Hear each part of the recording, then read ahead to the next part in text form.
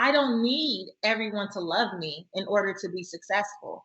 I need to tap into the people that I'm supposed to serve and serve them like to the best of my ability. And that's it. It's not for everyone. It's not for everyone. And if it pisses you off, that's fine. When you feel stuck, lost, scared and alone, these days we are told that purpose, fulfillment and passion is the antidote. That these are the things we need in order to live the life of utter freaking joy and happiness. But the truth is, guys, for many of us, those words seem just as fictional as the Loch Ness Monster. It supposedly exists, people have claimed to have seen it, but just like purpose, fulfillment and passion, every time you go searching, it's nowhere to be found. So we just keep looking. When I find that partner, then I'll be fulfilled. When I have enough money, then I'll find my purpose. When I get that dream job, then I will be happy. But guys, we aren't Google Maps. We can't just dial in the destination of purpose and expect the navigation to take us there. But that to me is great news. You can now stop waiting for it to reveal itself. You can stop waiting to stumble upon it. You can take your life by the freaking horns and begin cultivating that thing that will over time bring you the true fulfillment you are looking for. And today's guest is literally the perfect person to show us the very specific tactics, steps and tools we will need. She is here to show us why we need to stop wasting our time and energy on chasing money and status, which we mistakenly believe will bring us fulfillment and purpose, and instead start putting that into enriching ourselves. So please help me in welcoming the #1 best-selling author, transformational speaker and podcast guru with frequent appearances on Steve Harvey, Dr. Oz, Fox and Friends, Bloomberg, TV and CNN Money, as well as featured in the New York Post, Cosmopolitan, Essence Magazine and Huffington Post, to name a few. And now, author of her new book, Redefine Wealth for Yourself, How to Stop Chasing Money and Finally Live Your Life's Purpose. The incredibly inspiring, my girl, Patrice Washington. Hey, Lisa. Welcome to the show, gal, or welcome back to the show. Welcome back. I am so excited. Ditto, girl. One of the things, just one of many, the things I freaking adore about you women is you're no BS and you say it as it is, but you also lay out exactly the tactics and steps to take in order to find that fulfillment. You're not just kind of like believe in yourself. It's really tactical. But before we start down the 6 pillars that you have very eloquently laid out, I want to start with a quote that I freaking love, which is prepare the child for the road, not the road for the child. So I want to start our audience up with the freaking truth of what's going to happen as we start to go on this journey of finding our purpose. And I want to start with your quote where you say purpose includes pissing people off. Yeah. Purpose is definitely not about trying to please everyone. And a lot of people don't really embrace their purpose because they're concerned about what is my mom going to think? What are friends going to think? What will people out on social media think? And if you lead with that, you'll never be fulfilled because there'll always be that void of, is so-and-so upset with me? Did I say this nicely enough? Was I offending anyone? And we can't live from that place. But I have to tell you, Lisa, what I want people to understand who are watching is that when I speak about purpose, I'm very clear that I don't confuse purpose with passion. And I think one of the issues that people are having with this idea of walking out their life's purpose is because we are taught to chase our passion. We are taught that, follow your passion and the money will come. Now, I don't know who originally created that quote, but I call BS, right? I think that there are a lot of people who are extremely passionate about things and they're frustrated and they're continuously chasing money and having that shiny monkey syndrome where they're trying all the things and continuously feeling empty because nothing is panning out. And the thing about passion that we have to know is that passion is about excitement and energy and it lights you up, but passion is for you. Passion is that thing that really gets you pumped up, right? But just because we're passionate about something doesn't necessarily mean that we're proficient in it. And right, like If you're not proficient in it, but you're just passionate, there's a reason that money is not following behind that. So let me give you an example. I sing in the shower at least 3-4 times a week. You can catch me belting out a tune in the shower. I am passionate about singing. It energizes me. It fills me up. I feel like I am Whitney Houston in the shower. You don't want to pay me for that. You would never buy a concert ticket just because Patrice is passionate about it.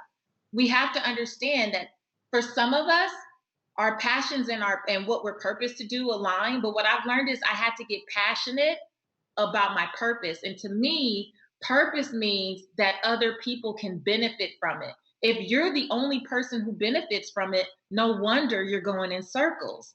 But once you start to be of service, take that thing, maybe that gift, right, that you have, and use it in a way that supports other people, now it's purposeful. Now we can get down the road of fulfillment, because when you see how that purpose impacts others, that's what fills the void.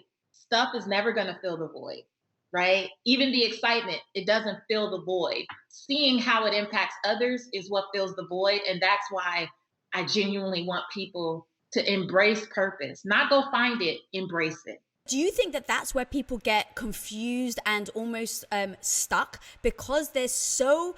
Look, passion makes you feel good. When you're doing something that you're passionate about, you feel great, right? Whether it's drawing or singing, it's like, whether you're good at it or not, you feel good about it.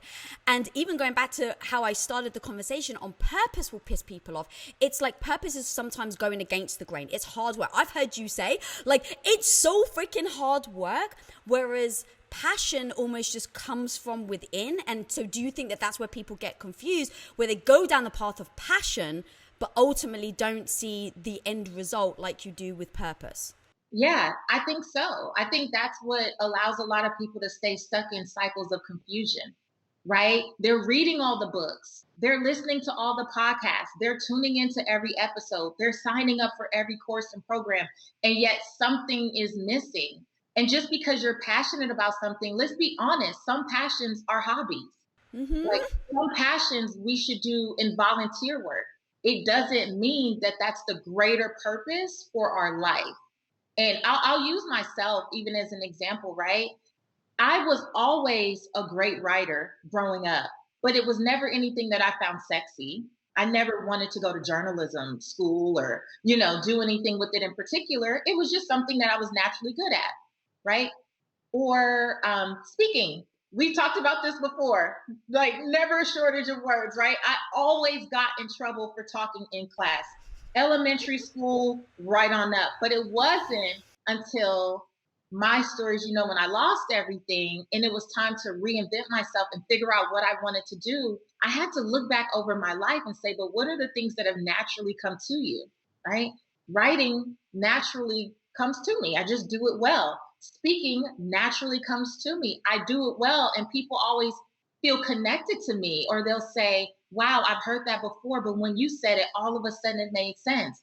Not that it was brand new, not that it had to be, some life-changing thing, I guess, but it made sense. And I had to go, what am I passionate about? I was passionate about financial education.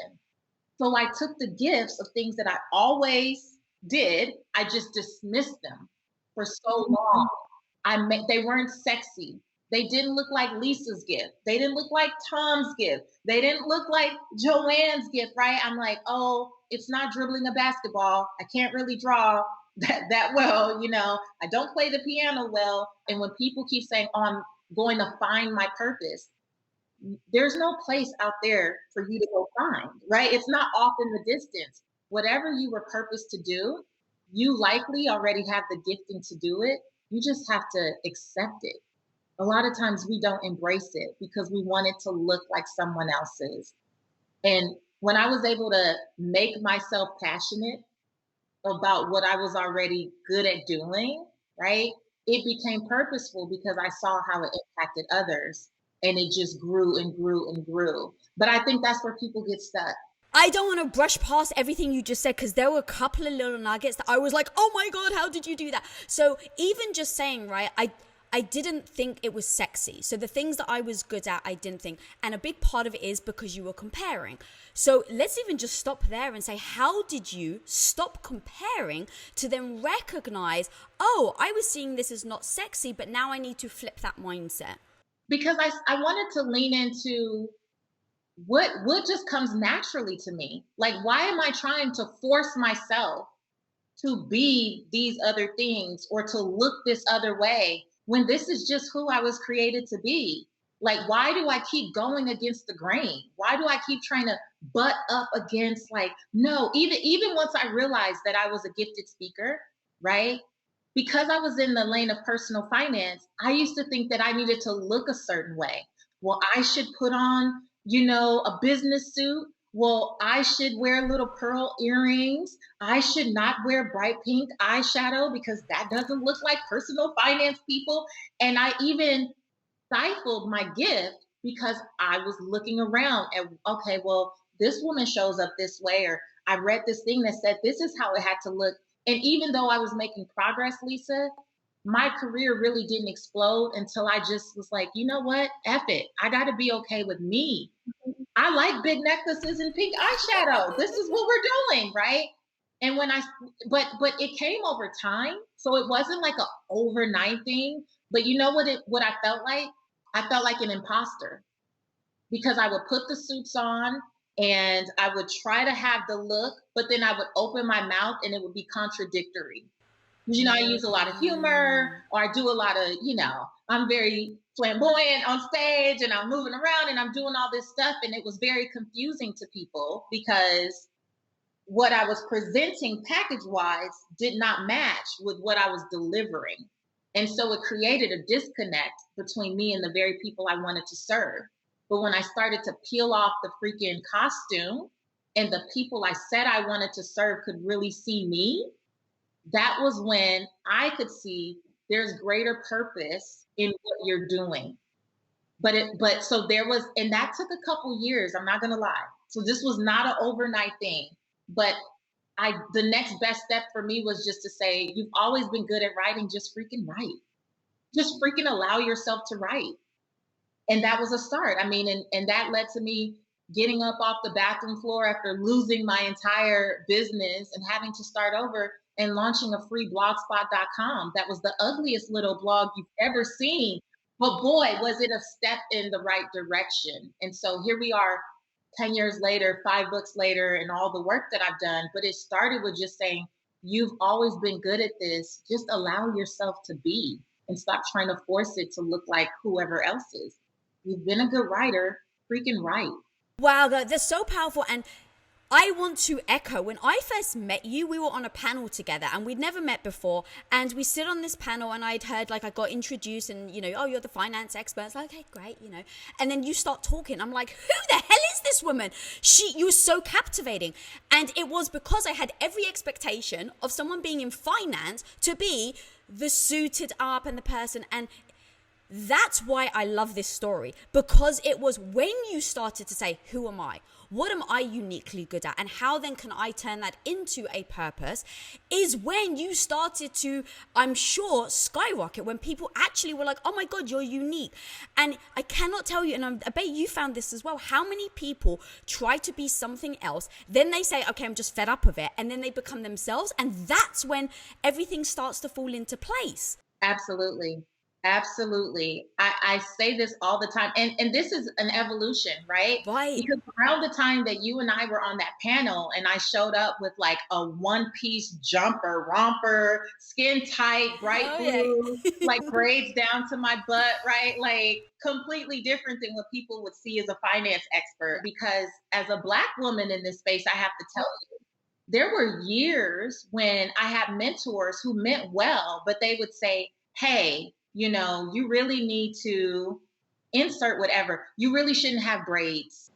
Braids are not professional. And you really always want to keep your hair straight. And so even as I was starting to embrace these different parts of me, there was still so much that I would hold back. There was still so much I would keep sheltered. I'm like, oh, I can only have nude colored nails, or I only can have nude colored makeup. And it's amazing how we put a box on our gift.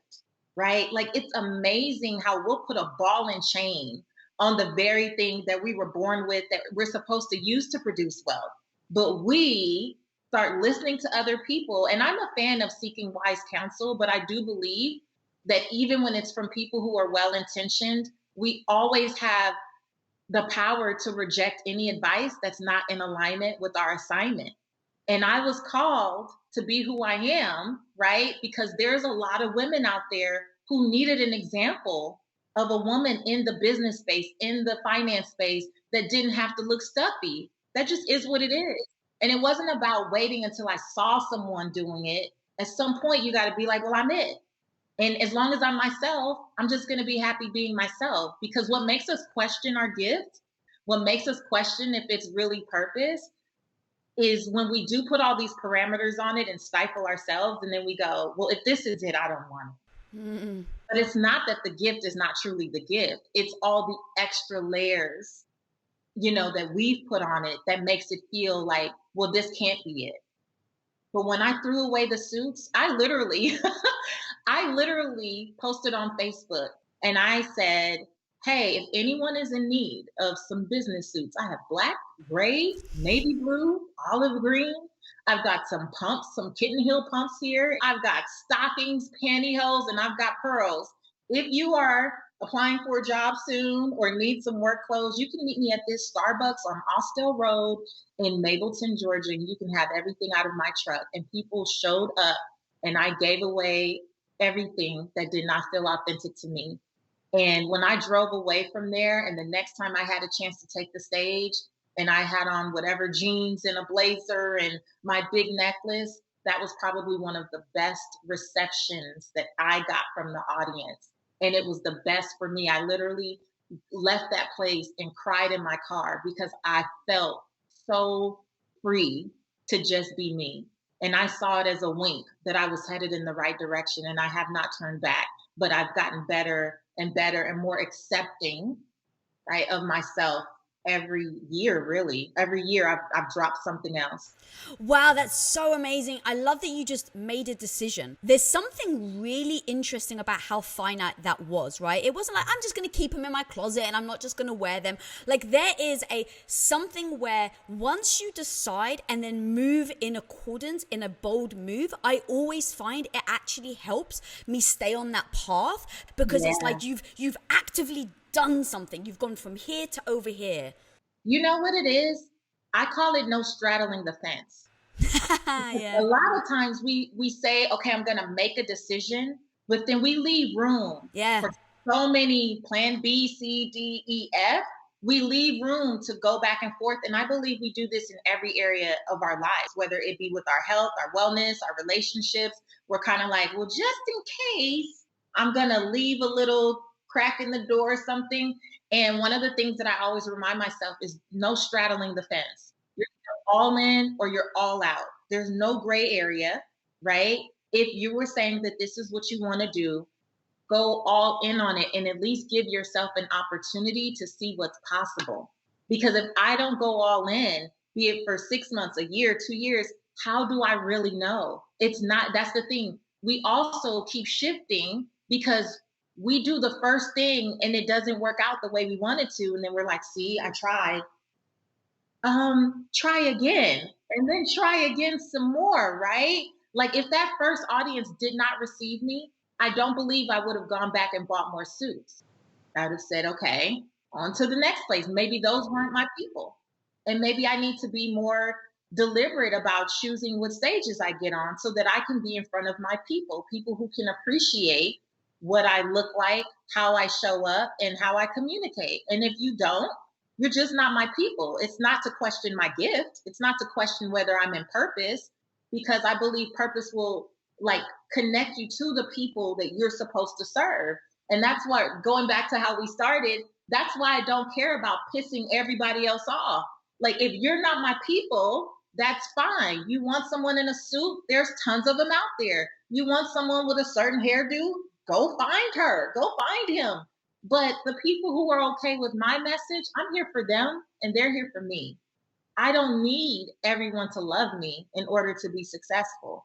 I need to tap into the people that I'm supposed to serve and serve them like to the best of my ability. And that's it. It's not for everyone. It's not for everyone. And if it pisses you off, that's fine. Oh my God, girl, I love you so much. I love how you say things. And I want to talk about that because you just said if I was on stage and I wasn't perceived well, and I came off stage, I wouldn't go back and buy the jackets. I would just keep trying and find a different audience. How did you get to that point? Because we know each other well, I know that like when you were younger, you didn't have this self-esteem that you did now. And I really do urge people to go back and watch our initial interview because that was so freaking fire where we go deep in the emotional side of your upbringing and how you've evolved. But I do want to touch on here the fact that you didn't always, people may see you as super freaking confident and this badass chick on camera, right? But it's like you didn't start there. So how do you, someone that never felt like she was liked before, was always, you know, insecure about her looks and how the color of her skin, you talk very, you know, eloquently about that. How do you go from that person to getting on stage and even if I fail, I don't care, I'm not going to revert back? Because that's so strong. It's one thing to go, I'm just going to go up on stage and hope everyone likes me. But when you fail, it's a whole different ball game. Yeah. So I would say it starts with the first pillar that we talk about in the Let's 6 do it. Right? And the first pillar is the fit pillar. It's been about becoming your best self. And one of the things that I always say, Lisa, you know this, it's not just about being physically fit, but being mentally fit. And so when people ask me about my journey, how I went from losing everything, sleeping on my brother's couch to, you know, sitting on a couch with you and getting 800,000 views, right? Or all the things that I've been able to do, there was a lot of work going on behind the scenes to get to that place. And that's why I believe that, you know, building wealth is not just about money and material possessions. It's about well-being first and foremost, well-being in every area of our lives. And that fit pillar, yes, has to do with being physically fit. But to your question, mentally fit, I had to do the work to start healing a lot of the childhood trauma that I endured. And there was a woman, Monique Coleman, who said it beautifully on my podcast, and she learned this from her mentor, that your business is only going to grow to the extent you're willing to heal. Ooh. Your business is only going to grow to the extent you're willing to heal. And so the reason that I can say that each year I've dropped some of the shoulds and I've dropped these ideas is because I'm consistently and constantly in counseling for something, right? So I had to do that inner work where I could become confident, right? And just knowing like, but this is what I'm supposed to do. And listen, I'm not going to go get plastic surgery, no shade to plastic surgery, but I'm not going to go change my face to make anybody else happy at this point. Like I've come to accept that this is the face that I got and this is the face I'm going to have. And I have to start looking in the mirror and finding things to celebrate for myself, not waiting for other people to validate or affirm or just, you know, to pump me up. I've had to learn. And some of the exercises I was doing in 2012, some days, Lisa, I still have to do them. This is a journey. So when people say, but you show up so confidently, yeah, but I still have those practices in place to get in the mirror and gas myself up. Today, when I put my makeup on, I said, girl, you and these pink eyes, I see you. I talk to myself.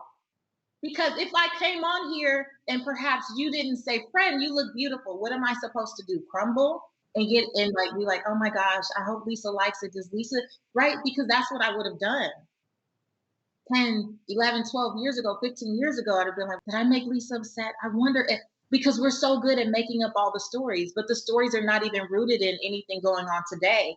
They're rooted in things, experiences, you know, the consequences, the conversations that we had in childhood.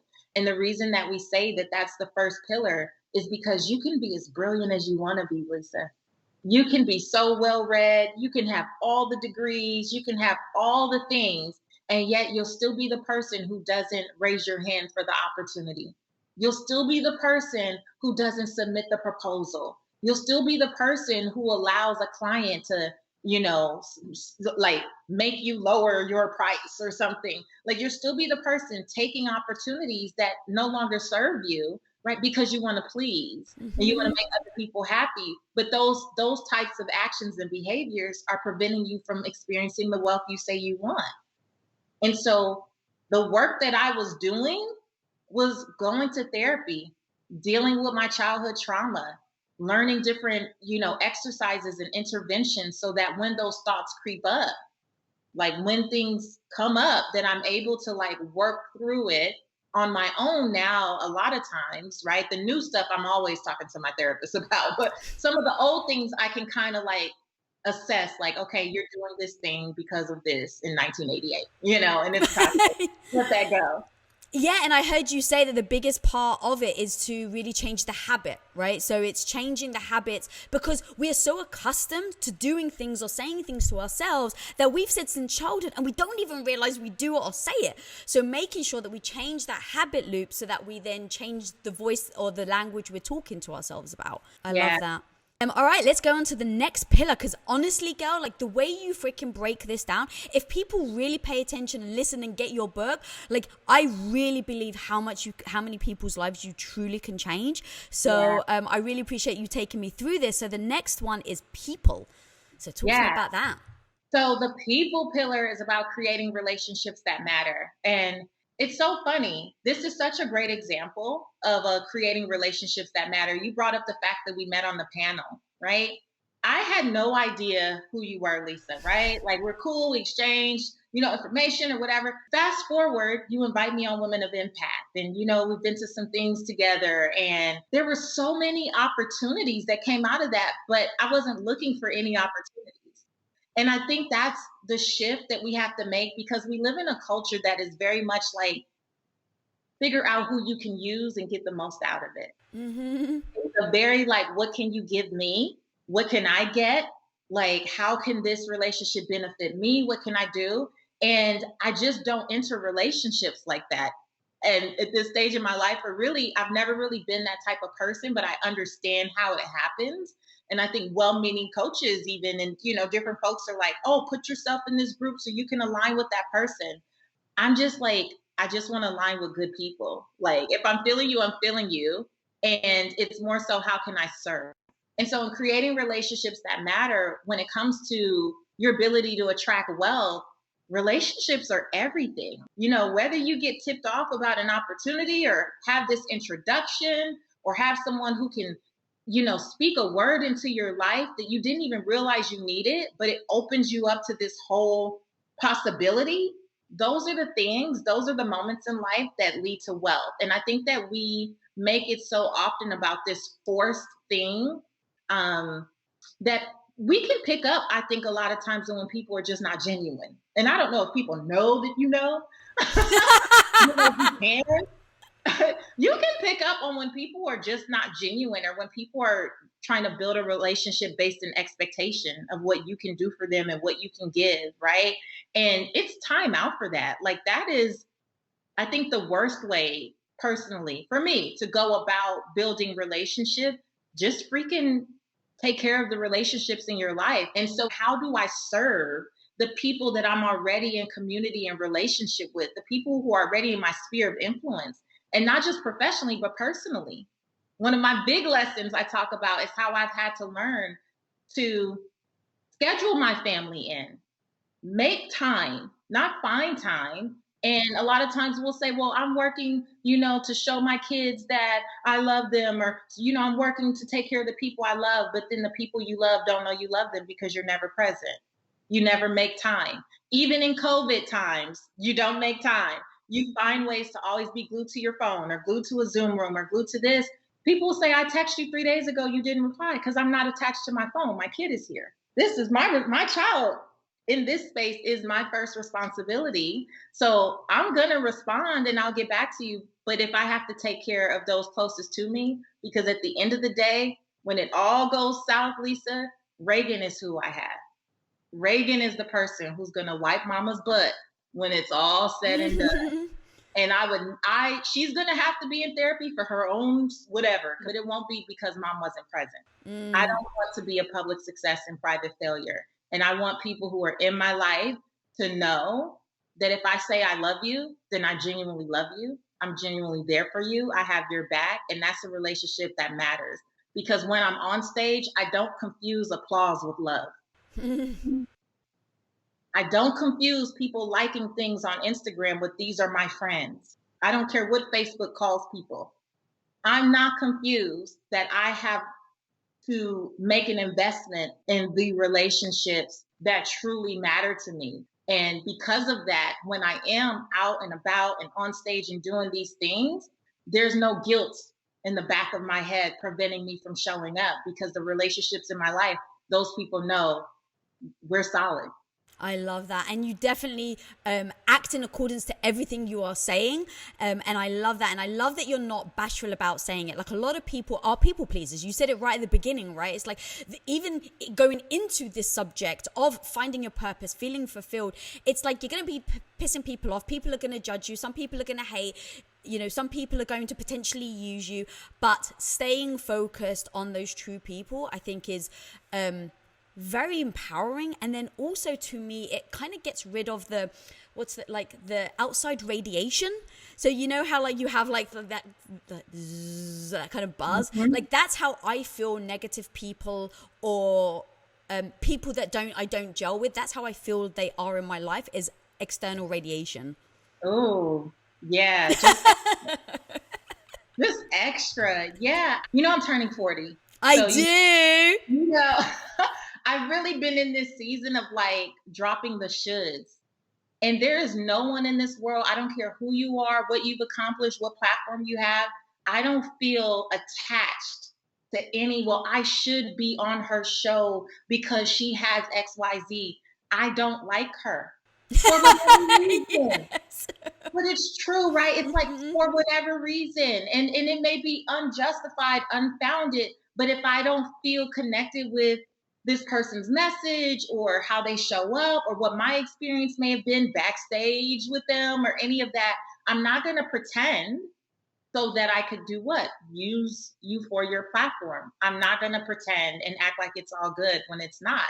And so I've turned down interviews from people who have huge platforms. And could I sell all the books and all the things? Possibly, but I would be betraying myself, right? It wouldn't feel authentic and in alignment.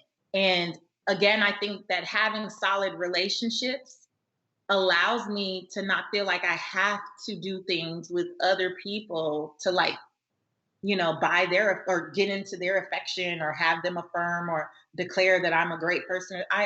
No.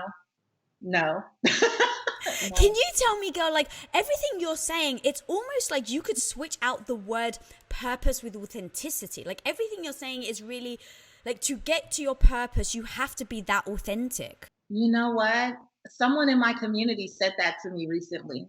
Like, we could just say that the whole thing about purpose is about just being authentic, like not policing what feels right for you. Right? Not with the shoulds or maybe I should do this and the straddling the fence. And no, authentically, I just want to do this. What would happen if I allowed myself to just embrace this? What would happen if I allowed myself to just trust my gut? What would happen if I allowed myself to just follow my own instincts and trust that if I'm feeling this, there's something to it? You know, because for me, I'll even say, you know, even when you're operating in purpose, there's still even seasons where you need to pause. And right, like there's still seasons where you may need to make time for rest and recovery, or take a step back, or really just look at some things, or maybe not go so hard. Every year I set a word for the year, right? Some years it's like push. And then some years it's like contentment. Like this year, my word is contentment.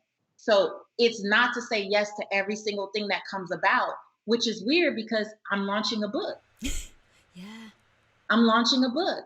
And so people would say, well, you need to be on all the things. And I've been there. This is my 5th book. I've done all the things, hundreds of interviews in preparation and all the live events and this year my word is contentment. And although I felt released to release the book this year, I don't feel released to jump through all the hoops.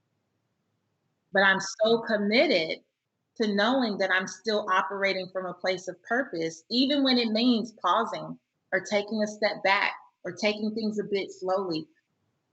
that's authentically what feels right for me in this season. No matter what's launching or what's going on, that's what feels right.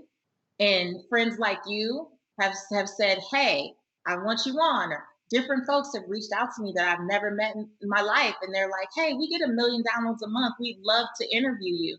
And I've been able to say yes to the things that felt good and just trust. I have no attachment to anything but the fact that I was supposed to write it so that people could receive it and enjoy it. And that's it. And that's like being in purpose is just authentically honoring what feels right for you in that season.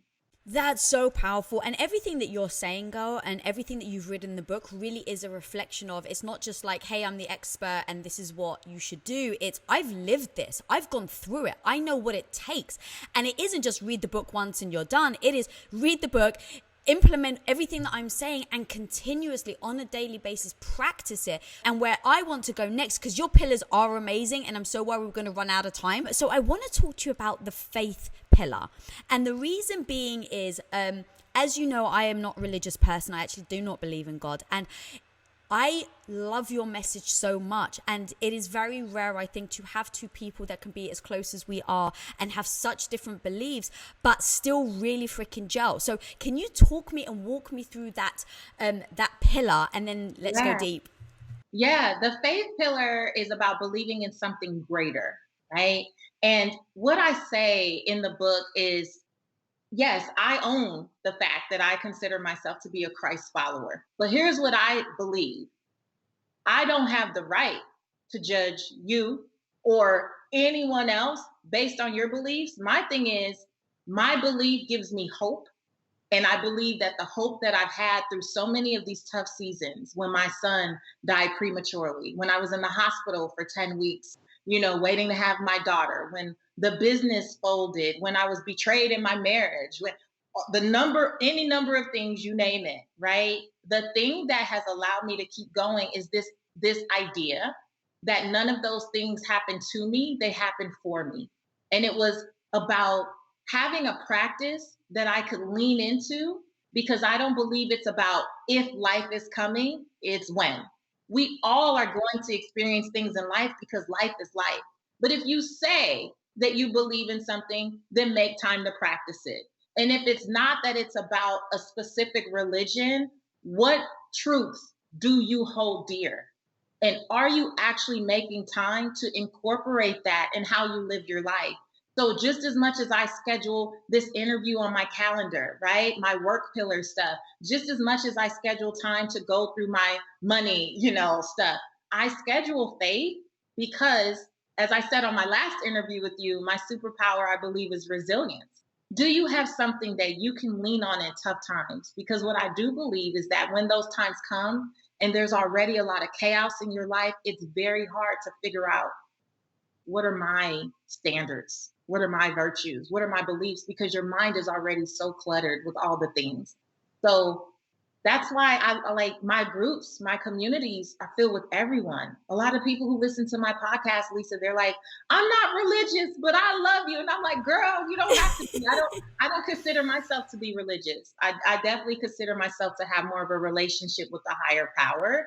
And it gives me compassion, even for people who have done things to me that for some may feel like that's unforgivable. But I've learned to have compassion for those people because I've connected it to this. Maybe I needed that experience to grow this tough skin or to learn this lesson. And so it's taught me to always fight for the gratitude in whatever my experience is and look for the lesson. And I think that you don't have to be particularly religious to resonate with that, because we all experience stuff. Girl, I've never heard anyone put it as succinctly and as impactfully as you just did. That was so amazing. And like, I literally have the freaking chills, girl, because you started that whole thing with, it comes down to hope. And I was like, that is so beautiful, because I get that. And everything you just broke down of, it's not necessarily even about the belief. It's the way that you see the world. It's the way that you see, it's the way that you have the hope. You can choose to have hope or not. Like, to me, that really is a choice. And so thank you so much for breaking that. That was just incredibly beautiful. And the one thing I want to talk to you about is you say about if you really want to live your own life, you cannot underestimate 3 things. You say clarity, commitment, and consistency. Break those down for me. Oh my gosh. Yes. That really just came out of being so frustrated with the swapping that people keep doing. Oh, this must not be my purpose because it didn't work after a month. Like, oh, well, I launched that thing twice and not enough people bought, or I did this thing, and it's like, wait a minute. That does not mean that it's not a part of what you need to do, right?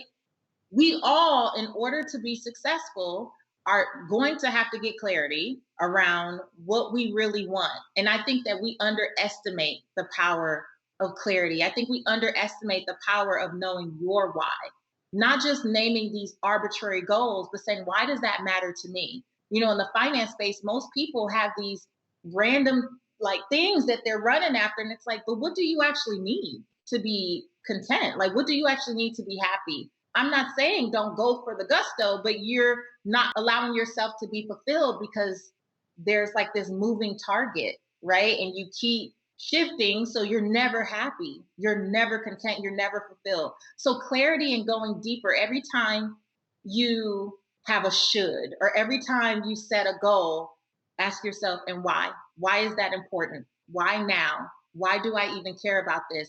And I bet half the people listening will realize that they have goals that don't even matter to them, which they should actually ditch and then spend that time focused on what they really want to do. So the clarity, the consistency, right? You need to be committed. Whatever it is that you're doing, you need to be so committed to it, right? But consistent first, that you're saying, I'm going to do this thing. I'm going to do fewer things 1,000,000 times. I'm going to stop being the person that does 1,000,000 things once and then being upset because of the result, which is usually not favorable, right? If you are consistent, no one's reading my post, so what? Post again. Because we have to do it until other people believe it. We have to show up until they start showing up. If we don't show up for ourselves, why would anyone else? Why, if you don't believe it, why would they believe it? When people used to say to me, Lisa, oh, did Steve Harvey crown you America's Money Maven? I'm like, no. This is what I did. Boop, I crowned myself. And then I said it over and over and over and over and over again until I start hearing people read my bio and they said it, until I start hearing people invite me on stage and they would say it. I had to say it 1,000,000 times before anybody else would. You have to be consistent, and overall, you have to be committed. The problem with any of this stuff is, whether it's pursuing purpose or doing whatever you want to do, is that we confuse interest with commitment. So the first time you kind of dig into something and you're like, I'm going to do this thing, you're still just very much interested. Because you're going to research, you're going to Google a few things, you may pick up a book, you may talk to a family member or a friend about it. You may jot down some things in a notepad, in a planner, your journal, whatever your thing is. When you haven't set your calendar up to support that, when you haven't made time, not all I need to find time. No, time's not hiding, so you don't have to find anything.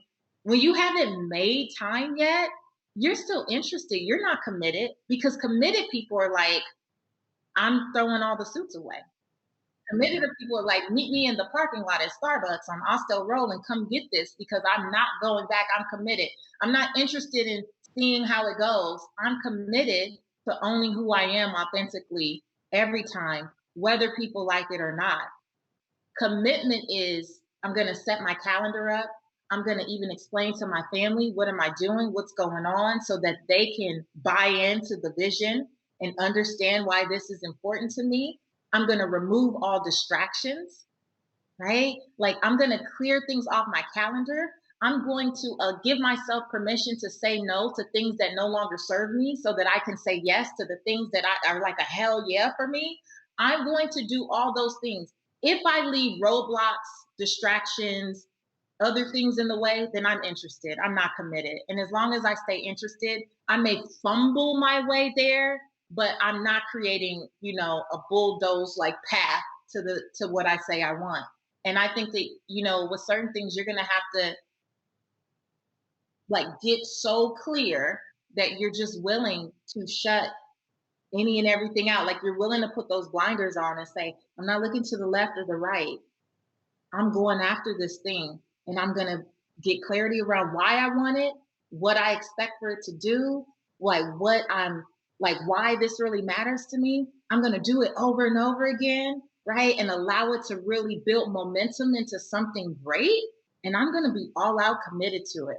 And I bet you on the other side, you'll see that thing that you're like, well, I don't know if this is my purpose. You'll start to see it and embrace it and hold it as purpose because you've given it the gift of time and energy and clarity and consistency and commitment. Go, I love that so much. So then let's go a step further and say, let's say you've done that, right? Patrice has said, I'm going to be committed. I need clarity. So you get all your stuff together. You work hard. You put the blinders on. You go down. And let's say 5 months down the line, you're like, I'm really miserable. I thought this was my purpose. I thought this is what I wanted. But actually, I am miserable. Now, some people may keep going, right? I'm committed. I've already spent like the last 5 months. I've told my friends. I've told my partner that I'm doing this. Well, I can't turn around now. And now you end up down the wrong path. No, this is exciting. You know what? You didn't end up down the wrong path. You needed to go down that path to discover, oh, I don't really like that. I didn't really want that, so that you can pivot. I think the worst thing that we can do is believe that like purpose is like finite. I believe that purpose evolves. And I believe like in a season of your life, those are the things that you needed to do. That was the education you needed to get. Those were the experiences or the introductions you needed to have so that you could be guided and supported as you shift, right? Like I don't look back on different parts of my life and go, oh, you wasted 16 months there. No, like my skills were sharpened there, right? Like I met certain people, or even if I just saw something that looked like possibility, if that was the only reason I was there, Lisa, that was it. Like that was the thing, because one thing can change everything. Like one introduction, one new idea, one thought, like one nugget of wisdom can literally shift everything. And so we have to stop going, oh my gosh, I wasted 5 months. I wasted 10 years. You didn't waste it. It was a part of your journey. And I truly believe that if you're really intentional about looking back at different things, you'll see, oh, I wouldn't even know about this thing had I not seen that thing. And so that just goes back to nothing happened to you, it happened for you. So you didn't waste time. That's so awesome. Okay, let's keep going down this rabbit hole because I'm having so much fun. So let's say you do that. How do you then, though, identify what is like, I'm not having fun because it's a roadblock, or I'm not having fun, this isn't for me? Like, how would you process this if someone is home right now and they're like, is it a roadblock? Am I just like hating this part of it? Or is this like I'm stopping the path I'm going down and changing the path? See how I changed it? I didn't say wrong path. I said new path. Yes. Okay. So one thing I'll start with this. I did a podcast episode called Greatness Requires You to Expect Resistance. Like you said, success is not guaranteed, but for sure the struggles are going to come. And I have questioned whether I was supposed to be doing what I'm doing at least 83 times, maybe 89. I don't know. I have questioned it multiple times throughout the years because like everyone else, you get tired, you get fatigued, you do run across that difficult client, or you run across a scenario that just makes you feel like, man, is this worth it? Should I be doing this? And this is why, to go back to the top of the show, we made the distinction between passion and purpose. Because in those hard times, when you see what it has done for other people, sometimes that's the thing that encourages us to keep going. I don't always show up because I feel like it. You know that I've had a tough week just this week, right? I don't always show up just because I feel like it. I show up because I understand that there is something that I could say that would definitely impact at least one person. And this is what I teach the women in my program. An audience of one is still an audience. An audience of one is still an audience. And for me, I always say, if this is a blessing to one person, then I did what I was supposed to do. If it's a blessing to one person, I did what I was supposed to do, right? The messages or that one random order that comes in the middle of the night when you're like, I'm going to give up, right? And I'm sure you guys saw this with Quest, right? Like there's something where you're frustrated, you're ready to just throw in the towel, and then that one ding or notification or DM or email or letter in the mail makes you go, you know what? This one probably represents 10. This one may represent another 100. The other 99 people may not have thought to stop or had the courage to comment or any of that. But to understand that if this is doing something for others, right? Not to say that you won't have times when you're like, what the hell am I doing? Why am I doing? Those things are real. Those things are more common. And I think especially in the area of entrepreneurship is so glorified that people early in the journey often question themselves and go, I'm going to throw in the towel. This is too hard. I should have been making 6 figures in 6 days. So-and-so said in their YouTube ad. Right. What's wrong with me? Yeah. And the truth is, for many of us, that's not it. And I think I shared this with you before, but I remember when I was blogging, when I started that ugly blog, and it was at one of my worst times. I was completely broke, eviction notices. I had lost my entire business, my home foreclosed. I'm living in a 600 square foot box of an apartment and can't pay the rent there. And when I started that blog, I was like, well, I'm just going to share it with my friends and family. And if no one else reads, I know that my mom and my husband will read. And months had gone by, and the little like, yay, you started a blog started to trickle off. Or like, oh, this is so nice. Friends weren't replying or commenting or saying anything anymore. And the day that I was like, I asked my mom, like, hey, have you read? I was proud. I was like, that was some good stuff, right? And she's like, like I haven't really gotten around to it, right? And then I asked my husband, and he's like, yeah, I hadn't really. And it dawned on me. I was like, oh my gosh, the 2 people closest to me are not even reading. If they don't read, who's gonna, if they don't support it, if they don't see anything in it, why am I doing this? I better make a LinkedIn profile and go get a real job. Because, I've been an entrepreneur. I never really had a job as an adult. And I was like, I'm not going to do this anymore. I'm wasting time. Who am I kidding? Who am I fooling? You're broke, right? All the things. Who are you to be giving anyone any type of thoughts about anything? And I hadn't posted in like several weeks. And a man sent me an email out of the blue one day and said, hey, I hope you're okay. I have been reading your blog and you haven't posted in a while, but I just hope you're okay. And I was like, who is this man? Like, what? And I had no idea. I was new to online world. I didn't know how to check like the back end stuff. It was just ugly. So all I knew how to do was post. And I went and then I saw people have been commenting. I needed to approve the comments. I didn't know that. So I saw like, oh, all these random people have been commenting. Oh, I did. I had some blog post that had like 200 views on it. And I was like, oh my gosh, 200 views. Like people saw that. Like, oh my gosh. And that's the day that I made a decision, right? That if this feels right, I'm never going to stop because I have no idea who's watching. I don't know who's reading. And I still to this day believe that man was like an angel, because had he not emailed me and I gotten that wink to keep going, I may have never tried to go down this path again. And it's not to say that I couldn't have become successful in some other thing, but I am so much in alignment. Like it feels so good, but this was 2009, right? So 12 years ago, had I not had that experience, I have no idea what these last 12 years would have looked like. But I often remember that person and I think about that when I'm getting hard on myself, or when I'm like, oh my gosh, should I do this program? And then someone who's been through my program is like, oh my gosh, I did all the things. And they're so excited. I'm like, oh, I hope I was a part of that. Okay, I'm doing the right thing.